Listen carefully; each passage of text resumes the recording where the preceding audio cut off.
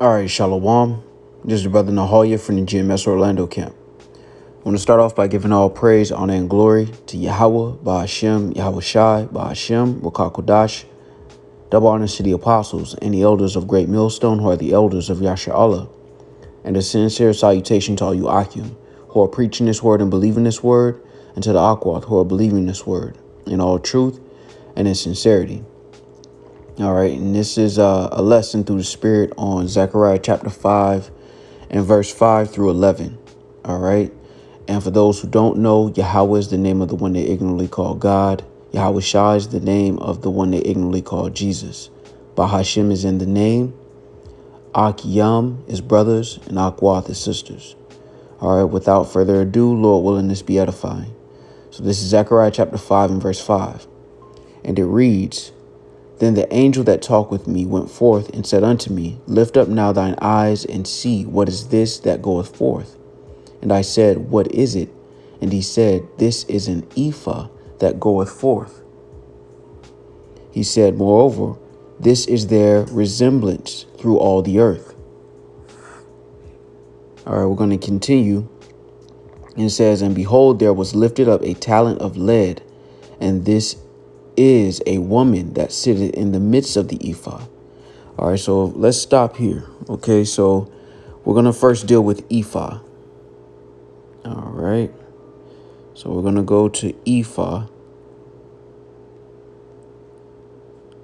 All right, and ephah here in the Hebrew in verse 6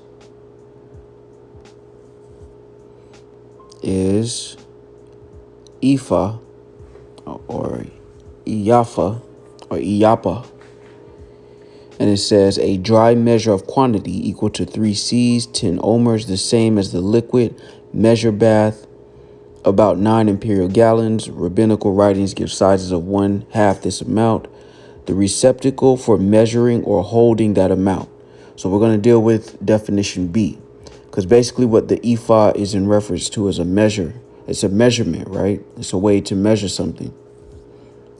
Now, as we continue, it says in verse 7, And behold, there was lifted up a talent of lead, and this is a woman that sitteth in the midst of the ephah.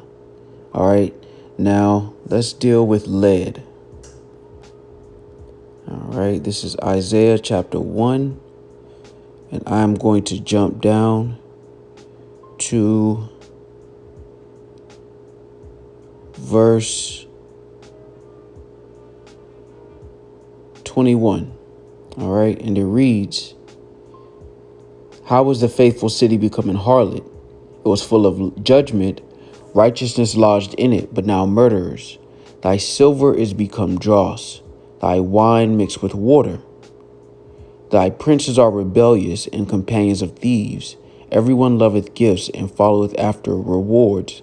They judge not the fatherless, neither doth the cause of the widow come unto them. All right, so in this verse, on verse 22, you can see that the silver has become dross. All right, now when we go into Isaiah, the first chapter, and we get that word for dross. All right. So we're going to jump down to verse 22. We're going to get that word dross, and that is shayag. All right, and it says a moving back or away, dross usually of silver, in the sense refuse, scoria. It says a moving back or away, what is removed from metal.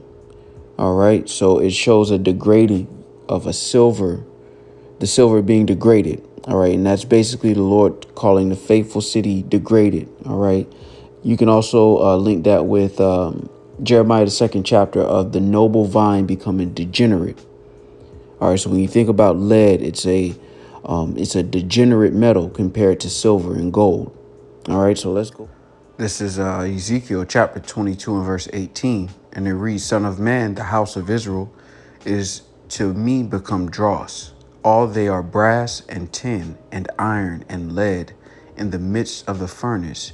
They are even the dross of silver. All right. And that just goes to show you, all right, that the lead is considered that degenerate. All right. Alluding to Zechariah 5. All right. As well as Isaiah, the 1st chapter. Back to Zechariah 5. All right, and we're going to continue because verse 8 breaks it down. All right, and it says, and he said, this is wickedness. All right, and he cast it into the midst of the ephah, and he cast the weight of lead upon the mouth thereof. All right, then lifted I up mine eyes and looked, and behold, there came out two women, and the wind was in their wings, for they had wings like the wings of a stork, and they lifted up the ephah between the earth and the heaven. Now, you notice at the beginning, it was one woman, all right? And that woman, of course, is Israel, all right? The nation of Israel. This is Jeremiah 6:2. I've likened the daughter of Zion to a comely and delicate woman. Now, when you get down to that next verse, all right, that verse 9, it says, then lifted I up mine eyes and looked, and behold, there came out two women, and the wind was in their wings, for they had wings like the wings of a stork, and they lifted up the ephah between the earth and the heaven. So these two women, all right, are likened unto, all right, the northern and southern kingdom. All right, so let's go here. Salakia.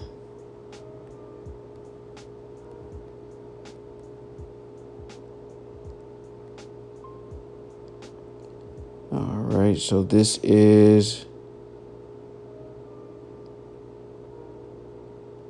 Salakia. Let me just do this.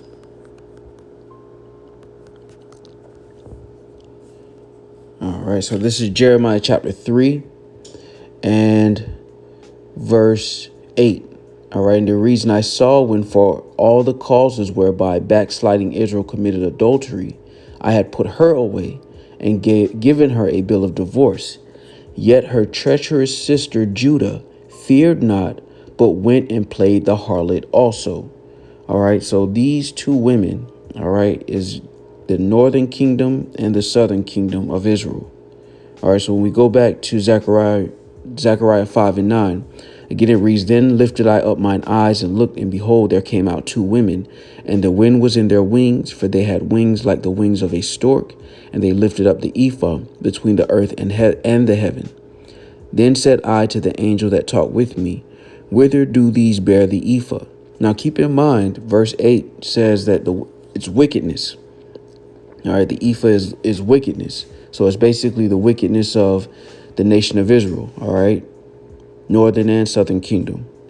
All right, verse 11 reads, and he said unto me, to build it an house in the land of Shinar, and it shall be established and set there upon her own base. So what that means is basically northern and southern kingdom were carried away into Shinar. Now let's go here, and we're going to get what Shinar is. All right, Zechariah 5. I'm going to jump down to the bottom. We're going to get Shinar. Before I do that, take a look at this. NLT verse 11 reads, he replied, to the land of Babylonia, where they will build a temple of the basket. And when the temple is ready, they will set the basket there on its pedestal. So this gives you a clue of what Shinar is. Okay, so let's go to the word Shinar. All right, and it says Shinar, country of two rivers, the ancient name for the territory later known as Babylonia or Chaldea. All right, Strong's definition says Shinar, a plain in Babylonia. All right, Shinar equals Babylonia. All right, so when you look at the woman being carried away, the two women, really, all right, because it says again in verse 9, and behold, came out two women, and the wind was in their wings, for they had wings like the wings of a stork, and they lifted up the ephah between the earth and the heaven. So these two women were basically carried away into Babylon. All right, and that's representation of the northern and southern kingdom going into Babylon the Great. All right, the daughter of Babylon, to serve their captivity. All right, this is Jeremiah chapter 50 and verse 33. And it reads, thus saith the Lord of hosts, the children of Israel and the children of Judah were oppressed together, and all that took them captives, held them fast. They refused to let them go. Their Redeemer is strong. The Lord of hosts is his name. He shall truly plead their cause, that he may give rest to the land and disquiet the inhabitants of Babylon. Now, if you understand the history, all 12 tribes did not go into the ancient Babylonian captivity. Only the southern kingdom did. So in verse 34, when it says disquiet the inhabitants of Babylon, that's speaking of the daughter of Babylon. All right. And this is how we're able to understand that basically what the Lord was saying was that the tribes will be carried away into captivity for their iniquity. All right. Because again, in verse 8, it talks about the ephah saying this is wickedness. All right. Lead is a degenerate metal compared to gold and silver. All right. And the two women, all right, represents the northern and southern kingdom. And the woman, all right, is Israel. All right. So it starts off with the woman being Israel, and then it breaks off into the split between Israel and Judah. All right. But we're both in the land of our captivity. All right. So I just wanted to go through that through the spirit to break that down. And Lord willing, this was edifying. I just wanted to be as quick and efficient as possible. With that, I want to give all praise, honor, and glory to Yahweh, by Hashem, Yahweh Shai, by Hashem, Rakakodash. Double honors to the apostles and the elders of Great Millstone, who are the elders of Yashar Allah, and a sincere salutation to all you Akim, who are preaching this word and believing this word, and to the Akwath, who are believing this word in all truth and in sincerity. Shalom.